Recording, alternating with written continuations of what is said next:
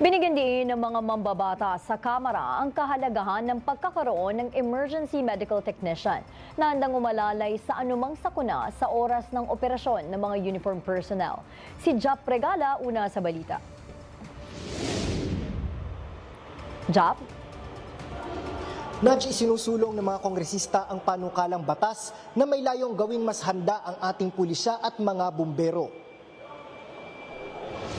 Sa ilalim ng House Bill No. 6528 o ang Rescue Ready Bill na inihain ni Abralon District Representative GB Bernos at ni Solid North Party List Representative Ching Bernos, itinutulak ang paglalagay ng hindi bababa sa isang certified emergency medical technician sa bawat istasyon ng pulisya at ng mga bumbero. Binigyang diin ni Representative GB Bernos ang kahalagahan ng naturang panukala.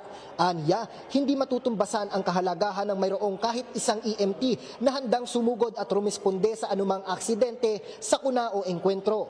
Hindi lang anya ang publiko ang makikinabang dito, kundi pati na rin ang ating mga uniformed personnel. Sa ilalim ng panukala, magkakaroon ng EMT sa bawat istasyon kung saan magbibigay ito ng out-of-hospital emergency medical care para sa mga pasyenteng kritikal ang kondisyon. Ito'y para matiyak na ligtas at mas mataas ang survivability ng pasyente. Ayon pa sa mambabatas, makagagawa ang naturang panukala ng plantilla positions para sa mga EMT.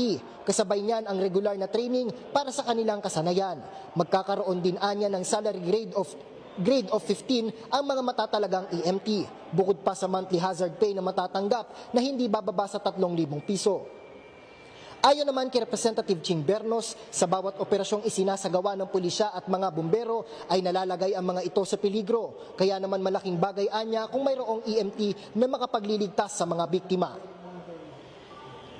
Iginit pa ng mga mababatas ang Rescue Ready Bill ay magpapatibay sa kapasidad ng pulisya at bumbero sa bawat operasyon na kanilang isinasagawa.